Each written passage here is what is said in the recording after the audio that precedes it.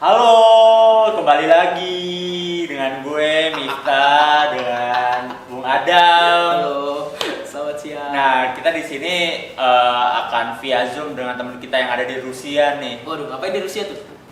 Nyari Martian the Bear kayaknya. Oh iya. Kita langsung aja nih sambut teman kita nih, Fadil.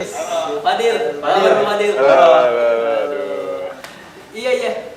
Halo, sehat kan Fadil di Rusia? Gimana Bung Fadil? Iya, karena kan saya kebetulan nggak bisa mendapatkan kedinginan dari pucuk, jadi saya larinya ke Rusia aja. Oh, nyari yang hangat kali ya. Jadi yang dingin. Benar yang dingin. Oh, Kan dia di bawah. yang dingin. Oh, benar. Iya. Oke. Kita akan masuk nih ke game week atau preview di game 10 nih. Nah, Bung Fadil, kira-kira gimana nih game week 9 kemarin nih? Kalau Fadil, misalkan game week, kalau Bung game Fadil, week gimana? 9 sendiri sebenarnya masih menarik karena ada beberapa pemain yang tetap konsisten untuk memberikan performa terbaiknya. Mungkin kita bisa bilang di situ ada Son Heung-min, ada juga Bruno Fernandes, dan yang lagi-lagi Dominic Calvert-Lewin yang menjadi pemain dengan poin tertinggi.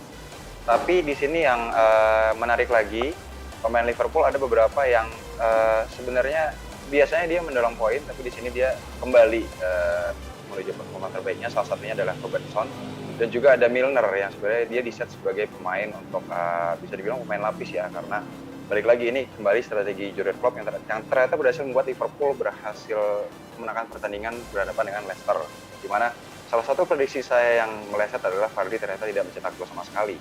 Namun di sini rekomendasi saya untuk Kapten Bruno Fernandes berhasil dengan baik, dan juga di pertandingan ini kita lihat di Everton ada pengaruh baik dari kembalinya Richarlison di tim yang salah satunya juga berhasil memberikan assist ya kalau nggak salah ya kepada Dominic Calvert-Lewin. Dan di sini juga ada pemain, ada satu pemain yang dua pertandingan terakhir atau dua game week terakhir itu selalu mencetak gol, yaitu Danny Welbeck. Ini yang mungkin akan menarik untuk dibahas selanjutnya.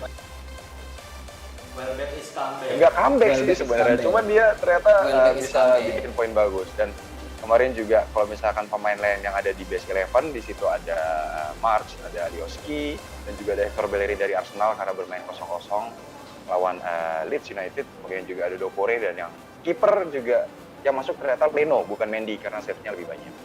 Nah, sekian kalau Oke. 9 ya. Oh gitu. Kalau untuk Bung Adam nih, untuk unpredictable-nya siapa nih?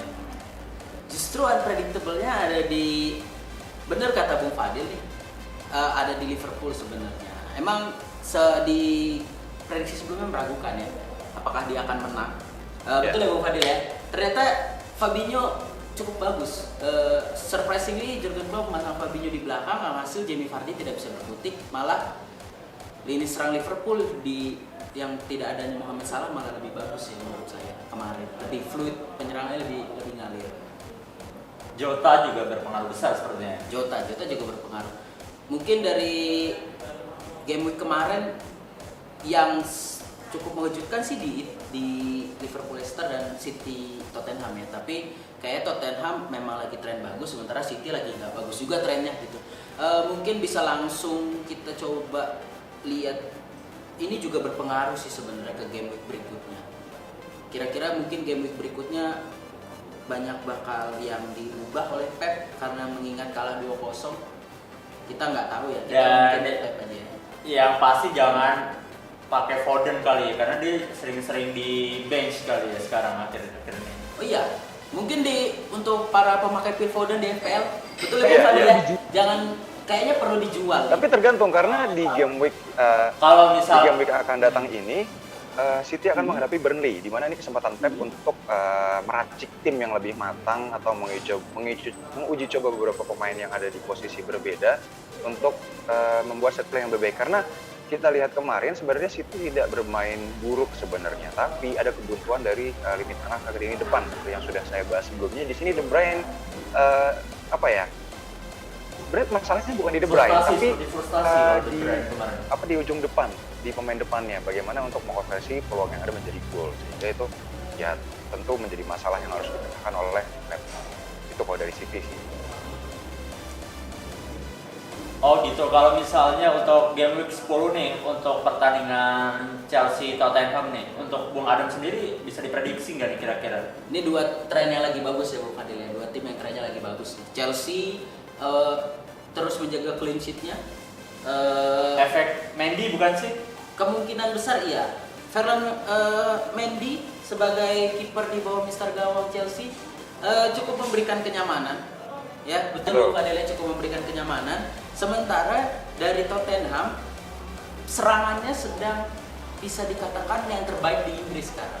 Dengan adanya Kane yang sekarang semenjak era Mourinho dia lebih turun, lebih mencari bola, mungkin seperti Roberto Firmino di Liverpool.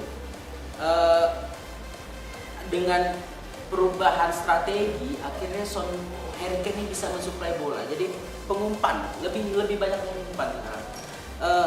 Sulit diprediksi karena Timo Werner juga lagi on.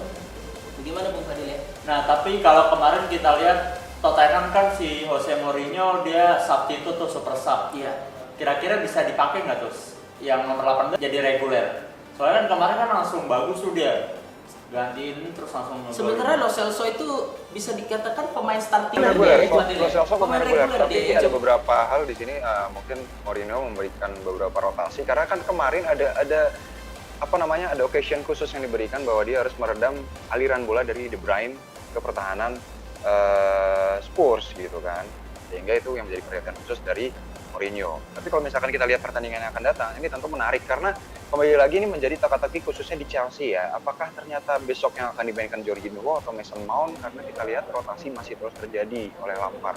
Tapi yang menjadi poin penting di sini saya masih ada peluang bahwa Hakim Ziyech tetap akan dipasang karena kemarin pun kita lihat walaupun Hakim Ziyech tidak memberikan poin assist, namun hampir beberapa assist yang diberikan oleh Ziyech itu berpotensi untuk menjadi gol gitu ya. Jadi tetap salah satu pemain kuncinya adalah Ziyech atau mungkin Tammy Abraham, di mana Tammy Abraham sejauh ini memang selama dia dipasang di posisi 4 dia juga mampu untuk mencetak gol gitu ya, karena dia berada di posisi target man gitu. Oh, jadi menurut Bung Fadil Tammy Abraham ya, bukannya penyerang kesayangan kita bersama, Olivier Giroud. Olivier Giroud itu menit bermainnya yang kurang.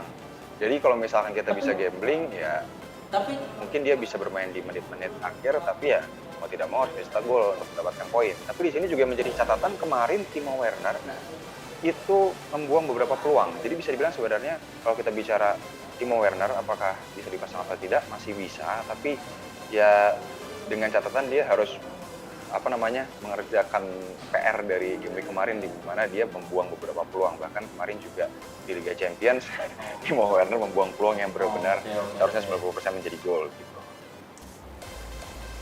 Oke, Bung Fadil nih, kita mau bahas Arsenal Wolves. oke. Kalau kita lihat Arsenal kemarin tuh bisa dilihat faktor pertahanannya kuat di kiper. Karena Leeds tuh pressingnya gede banget. Iya. Kira-kira Arsenal bakal kena pressing juga nggak nih Wolves? Karena kan Wolves tuh seri sama Southampton. Gimana Bung Fadil nih? Tentang Sebagai pecinta Arsenal. menghadapi Wolverhampton di sini saya memang melihat belum ada perbaikan dari segi penyerangan. Karena dari segi penyerangan ya kita lihat dari formasi saja tidak ada perbedaan. Sehingga tentu menjadi catatan di sini adalah ya tetap sebaiknya hindari dulu pemain Arsenal gitu. Apalagi di sini Wolverhampton sangat mengandalkan penyerangan dari sayap maupun tengah. Di situ ada Podence, kemudian juga masih ada Roman Saiz, atau mungkin kita juga tahu di situ masih ada Jimenez yang menjadi salah satu faktor penting dalam penyerangan itu. Sehingga mungkin saya lebih justru memberatkan kepada pemain Wolverhampton. Mungkin kalau misalkan Arsenal masih ada beberapa pemain ya sebaiknya jangan striker karena sayang, lebih baik pakai striker yang lain. Tapi kalau misalkan masih mempertahankan mungkin pemain tengah atau misalkan fullback itu masih tidak ada masalah menurut saya. Nah kalau untuk Bung Adam nih, kalau untuk Everton Leeds, Wah ini menarik sih ya. kira-kira Everton gimana Leeds. nih? Dua-duanya sama-sama tim menyerang sekarang. Tapi sebenarnya kalau kita lihat dari lawan Arsenal, penyerangannya Leeds itu luar biasa, pressingnya bagus, tapi finishingnya kurang. Sebenarnya terlepas dari Bernardo yang luar biasa, Leeds itu juga secara shot lebih banyak, tapi on targetnya sedikit. Nah, dibandingkan dengan Everton ini bisa dibilang sekarang salah satu tim yang efektif. Sekali serang gol dengan Dominic Calvert-Lewin yang sampai sekarang masih jadi top skor di Liga Inggris dengan 10 gol. Dimanjakan lah ya. Dimanjakan dengan kunci yang tadi disebutkan oleh Bung Fadil, Richarlison dan James Rodriguez. Walaupun James Rodriguez kurang kelihatan ya sekarang ya. Lebih ke Richarlison. Saya rasa sih akan jadi pertandingan yang menarik. Mungkin kalau saya akan menitik beratkan pemain Everton yang ada di tim FPL daripada Leeds dibanding Leeds karena dari segi efektivitas serangan. Tapi jangan back kalau Everton, apalagi Jordan Pickford ini. Nah, gini aja nih dipersingkat nih kita kira-kira 10 transfer yang di minggu ini kira-kira siapa yang pas nih? Bung Fadil dulu deh. Bung Fadil kita mintanya striker aja ya.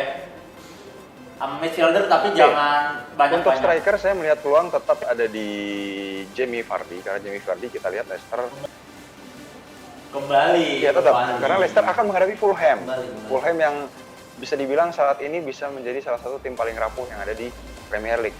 Kemudian kalau misalkan kita ke striker lagi, saya juga menaruh kepercayaan di Oli Watkins yang menurut saya masih konsisten dan satu lagi ada peluang di C. Adams. Saya melihat peluang ada C. Adams. Underdog semua ya di Bung Fadil ya.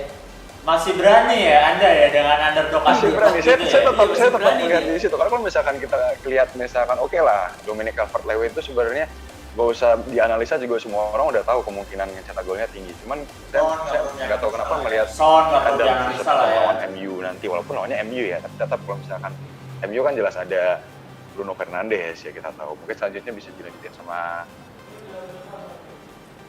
Tapi setuju sih benar. Maksudnya kalau kita sebut nama-nama yang gede kayaknya udah ada di squadnya nggak sih? Rata-rata ya. Karena dari teman-teman pasti dari peringkat 1 sampai juru kunci pasti strikernya nggak jauh dari Son, Calvert-Lewin, Calvert-Lewin, Harry Kane, gitu-gitu paling ya. sama Bamford lah. Bamford kayak sebenarnya kayak mau agak-agak sosok Karena ya, murah. murah. Karena murah. Terus biar kayak nggak beda daripada yang lain aja ya gitu aja dari Bamford. Kalau untuk Bung Adam nih kira-kira Welbeck siapa? Welbeck lagi kan Disebut back. Oke, kalau Back back lah. kayaknya sih kalau untuk pertandingan game week ini Chelsea dan Spurs kayaknya backnya nggak perlu dipakai ya. Mungkin Ben Chilwell mungkin bisa untuk proyeksi assist. Tapi kalau untuk clean sheet kayaknya Chelsea akan kehilangan clean sheet di pertandingan ini.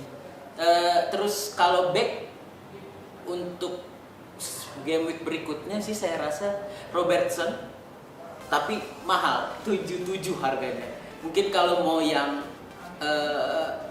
di bawah sedikit itu kita bisa sebut Ayling masih bisa Leeds karena penyerangannya yang luar biasa. Eric Dyer lebih ke clean sheet sebenarnya. Ini kan tadi saya bilang Chelsea sama Tottenham kayaknya jangan dipakai dulu. Karena lumayan. Ini lawan City dia bagus banget sih. Oh iya, tapi ini lawannya Chelsea. Kebetulan on fire juga. Kalau back sih agak susah ya. Agak susah. Jujur agak susah. Mungkin Robertson, Ayling sama kalau saya sih lebih ke Ben Chilwell tadi sebenarnya. Tapi proyeksinya dari assist. 3 ini dari assist. Kiper siapa kiper? Kiper kayaknya sih Bernardo. Karena Lagi ya, bagus juga. Defense Arsenal lagi bagus. Oh bisa juga backnya Arsenal kita pakai. Bisa Gabriel. Tapi untuk clean sheet Magalhaes. Gabriel Magalhaes. Itu sih. Oh gitu. Oke. Oh ya udah nih Bung Fadil kayaknya cukup lah kita analisa preview di game week 10 karena kan Bung Fadil juga di Rusia ya. Iya. Ini kebetulan di sini lagi jam sahur nih. Lagi sahur. Puasa Senin dia. Oh, ya. Salam buat Marsha ya. Nanti saya salamin. Marsha. Salam sama Yuri Zirkov. Ya udah salam juga buat Karaskov. Iya, sama Andre Arshafin. Oke, makasih nih Bung Fadil ya. Bung Fadil. Sobat FPL, udah nih dikasih wejangan dari teman kita di Rusia nih. Dan dengan Bung Adam juga. Makasih ya nih udah dengerin kita nih, udah nonton kita juga. Selamat sore.